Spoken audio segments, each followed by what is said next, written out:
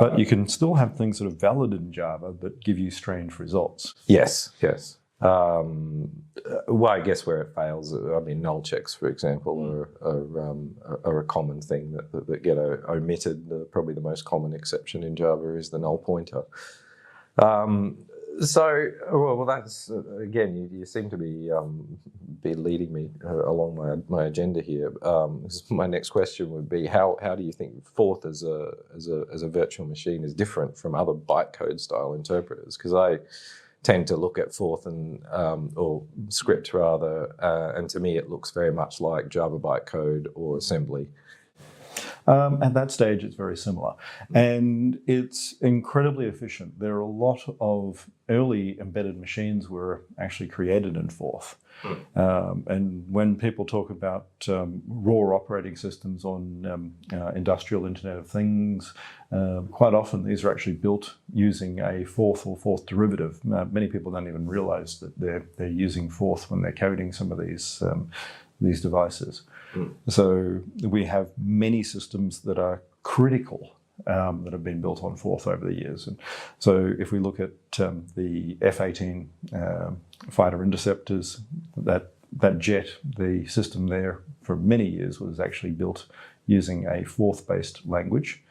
Many of the missile systems that the US uses are actually coded in Forth. And a number of the other sort of high integrity systems have been coded that way. Now, not that I'm necessarily saying that that's military use and whatever else is what we should be doing and for that reason, but there's a level of integrity. So no one wants their bombing system to go off and bomb the wrong building or something like this, or a plane to fall out of the sky. So when you're talking about real-time operating systems that have to work and have to be secure, that's the fundamental sort of aspect of what we want for a financial system. We don't want a DAO type scenario where people can easily hack money. I mean, that's still codable, of course, in any system. You can forget to put in the key. You can do all sorts of stupid things. But the distinction here is you can make it good. Yeah. So I think there's maybe an analogy between a Bitcoin script and an embedded system, which is a very common way that Forth is used. So I mean, imagine your tiny little IoT device out in the cornfields picking up weather data. In those embedded systems, maybe they're using an ancient processor like a Z80 with a kilobyte or even a few hundred bytes of RAM. So they're resource-constrained systems. And Bitcoin itself is not resource-constrained in the sense of the totality of the system, but there is a cost to the use of it. So there's an incentive to keep your Bitcoin scripts tight. Exactly. Yeah. And as I said, when you're doing large scale, like many systems will in the future, particularly when I'm saying industrial Internet of Things, it's a different environment to home environments and whatever else, which includes what you just said with agricultural measurement systems and sensors. These are going to be something that corporations are going to want to manage effectively and efficiently. They don't want sort of code that is bloated, because if you can save 5% on it, that's a significant amount of saving for large corporations. So being able to cut down the size of your script and find better ways of doing it will actually be something people want to do. So script optimization is something I should definitely look into building into my SDL, and maybe something the scripts team and exactly. And over time, it's going to be something where people will probably have careers in this. Like now, we have people who are sort of test engineers and whatever else, or engineers who come in after the first lot to check whether code's been done correctly and validate and whatever else. We'll probably have refactoring engineers who will come in there and see if they can write the same code, but for a little bit less money. Yep. And that's probably a future career option for people. And I think there's probably a lot of static analysis tools that can be done as well, because I mean, one thing that is probably well known in Bitcoin because of the fact that script-sig almost always just has constants in it, is that at compile time for a script, if all of the inputs to any function are known, you can simply run the function and replace all the function code with the output of the function. So for example, if I have a piece of script that says 1, 2, add, the result is 3. I don't need those 3 opcodes. I can just push the value 3 and I get precisely the same result. So there's one angle, I suppose, to script optimization that can be automated, but of course there's more. With functional results of that form, you can also validate using hashes and other hash functions. You don't need to always use the most complex hash function, hence why you've got sort of 160-bit hashes as well as 256-bit, because if you can save a little bit of time, values, etc., then that's a good thing. And with sort of nested if functions and all of this, of course, rather than having a particular bit of script run, you could actually have an option of excluding data in your script as well, but validate the result so that you've potentially run certain inputs and outputs and whatever else, and then you validate those. Well, I'd like to dig into some of the design choices that were actually made around the scripting language, because it is very much based on Forth. I recommend anyone go to forth.com and read some of the tutorials there. It all looks incredibly familiar. It has 1 or 2 features that Forth doesn't have. For example, the checksig opcode is not native Forth. And it's fairly obvious the reason for those. But it also has a few features omitted from regular Forth. So I want to get into those in a moment. But first, I just want to go back to script as a predicate. You raised it before, and you defined predicate as something that can have true, false, or not valid. Yeah, syntactically incorrect. Yeah. Syntax error. For those who remember old DOS Windows. So why does it matter that the output of script is a predicate? So basically, we want something that is easily checked and validated. So the nodes out there have to be able to quickly validate this as being a true or false result, so that they can quickly either decide to incorporate it or reject it.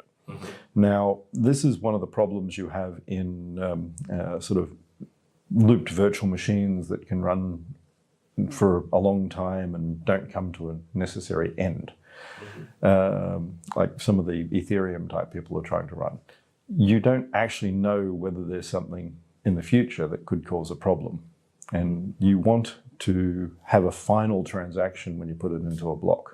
So one of the important features of Bitcoin script is that it appears to quite deliberately limit ways of importing, I suppose, external state. You can put data into script-sig, but once that's done, there's no way after the fact to bring external state into script. And this principle has actually been kind of historically violated, and there's a well-documented robust discussion about check lock time verify, which had a couple of names before it became CLTV, which basically has the effect of importing the current time or block height into script. What's the issue with that? There are actually a number of ways you can actually put external state into the system using that.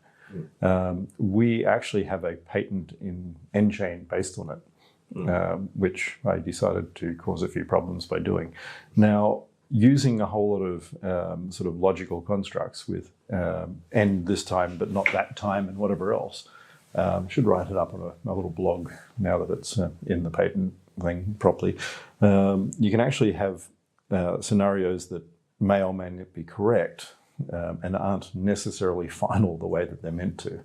And that's a problem. So if you've got something that's in a block, but the effects mean that the transaction can change, so that 2 transactions can both be valid or invalid at different times, then you start to have a problem with the integrity of the chain. There are conflicts that can happen between miners and ways of actually splitting chains and causing problems that would actually be completely legal, that then the creator of the particular transaction has caused. So you're introducing potential vulnerabilities. Yeah. So I can see how check lock time verify could cause a transaction that is invalid now to become valid at a later time. I don't know if it can go in the other direction. It can actually. The workaround that Bitcoin Core has is they don't allow script. Yeah. So, I mean, some of these things, of course, require script. And if you just stop everything and say it's not standard, you can't use it, that sort of makes it more difficult. Although non-standard doesn't stop a miner from taking a transaction. So in-lock time is another mechanism to affect the validity of a transaction based on time, but in-lock time is dealt with and enforced outside of the script itself. Which makes it far more powerful. So this whole mythology of has to be on-chain or it's not valid, well, that's very paternalistic when you think about it. So there are many ways of having a transaction that won't be lost. You could even write the transaction into the blockchain so that if you lose it, you've got a copy. I mean, you could honestly put it into op push data, op drop, and just have a transaction written into a small dust transaction, just so that you know that your transaction won't be lost. You could always go back to the blockchain and find it. Yep.